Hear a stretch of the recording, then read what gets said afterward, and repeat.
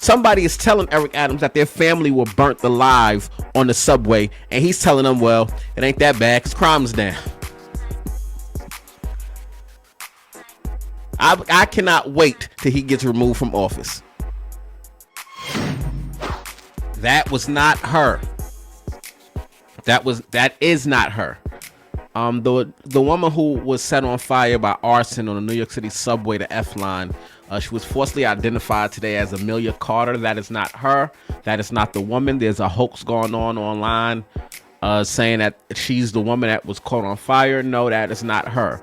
Eyewitnesses said that the person was an older black woman who was set on fire, and she is alleged to be another homeless woman as well.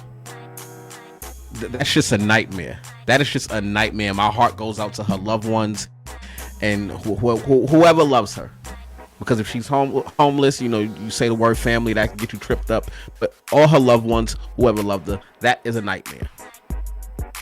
The suspect in the case is a migrant. So all of the migrants are right now catching backlash, which I don't agree with.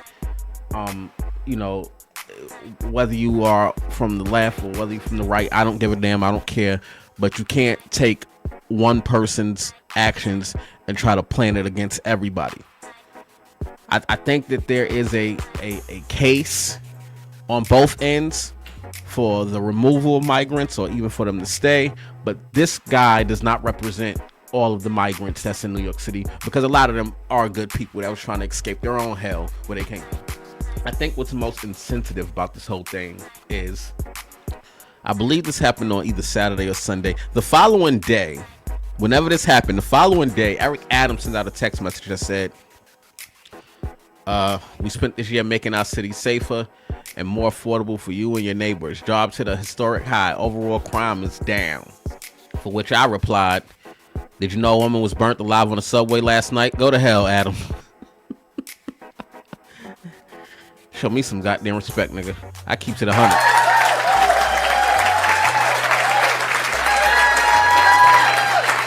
I honestly think Eric Adams is so insensitive and so oblivious to what's going on in New York City. I can't believe that he's that much of a politician that he will wear blinders just for the sake of good press. It is a nightmare in New York City right now, especially when you're traveling in free transportation. This is a horrific incident, but it's just one of the incidents that has happened. Some time ago, you remember the woman getting the excrement smeared across her face. Excrement. Body fluid. Shootings. And all Eric Adams could talk about is how the crime is down because the numbers say so. What do you do about the incidents that's isolated, Adam? What do you do about the people who are being victims in the subway? In the subway, it's crime all over New York City, but in the subway alone, it is unsafe for people to travel.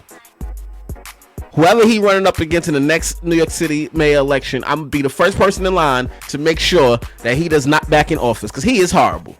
I've traveled the public transportation system in Washington, D.C. I traveled in there in Virginia. I traveled in Connecticut. None of those places are like what it's like in New York City, just based on how they handle crime. Just based on how they handle crime and criminals and cleaning up the subway system. He's dumping none of those resources into doing so, which is why his ass is under investigation now. But that woman that they are identifying as Amelia Carter is not the woman who caught on fire. I don't know if this is a real picture, a real person. This could be AI generated. I'm not sure, but that is not the real person. Let me know what you think about the crime in New York City and where it's at and where it's headed. Let me know in the comments, and be sure to subscribe to NWO News for more urban news updates.